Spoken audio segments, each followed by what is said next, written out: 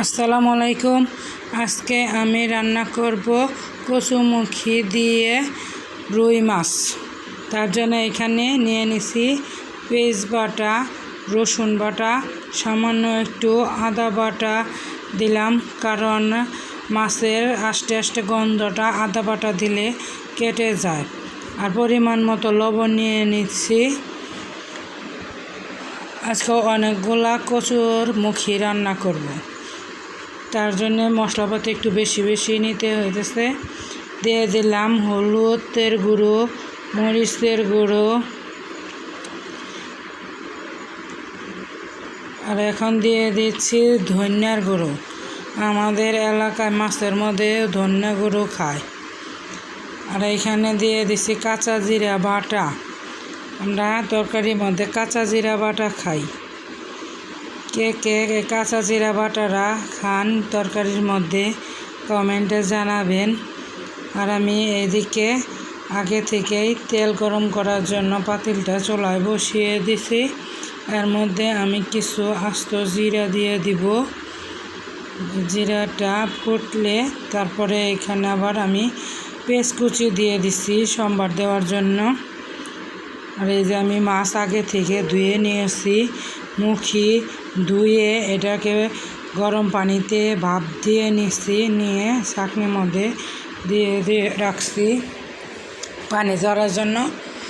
আর এখানে আমার এই যে এটা পেঁয়াজ কুচিটা বাদামি বর্ণের হয়ে গেছে, তখন আমি মশলাগুলো এর মধ্যে দিয়ে দিলাম। আর একটু সামান্য একটু পানি দিয়ে মশলাটা কষিয়ে নিব, যেন কাঁচা কাঁচা ভাবটা বের হয়ে যায়। কাঁচা কাঁচা যেন থাকে না, গন্ধ করে না, মশলার গন্ধটা যাতে না আসে, তার জন্য। আমার এই যে মশলা কষানো হয়ে গেছে, এর মধ্যে এখন দিয়ে দিলাম মাছগুলো এখন আমি ভালোভাবে কষিয়ে নেব।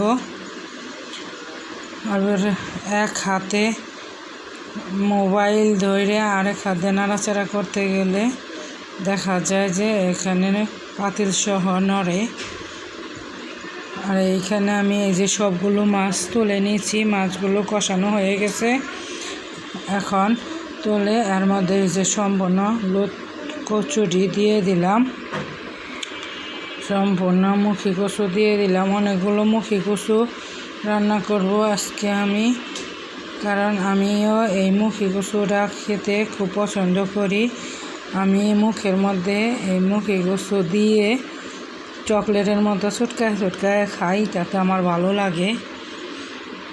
এই দেখেন আমার কচুটাও অনেকটা সিদ্ধ হয়ে গেছে। এখন এর মধ্যে আমি সামান্য একটু পানি দিয়ে দিব ঝোলের জন্য। একটু ঝোল থাকলে বাচ্চারা খেয়ে আরাম পায়। এগুলো একটু ঝোল করলাম, এবং একই সাথে আমি এর মধ্যে মাছ সহ দিয়ে দিব, কারণ মুখী আর নাড়াচাড়া করতে হবে না, তরকারিটা নাড়াচাড়া করতে হবে না, এটা সিদ্ধ হয়ে গেছে। এখন আমি এর মধ্যে মাছ দিয়ে দিলাম একসাথে। এখন যেটুকু জাল হবে মাছ সহ জাল দেব কিছুক্ষণ, 5 মিনিট সময় জাল দিয়ে তারপর নামিয়ে ফেলব। এই যে দেখেন আমার রান্না কিন্তু হয়ে গেছে। দেখে বলবেন রান্নাটা কেমন হলো।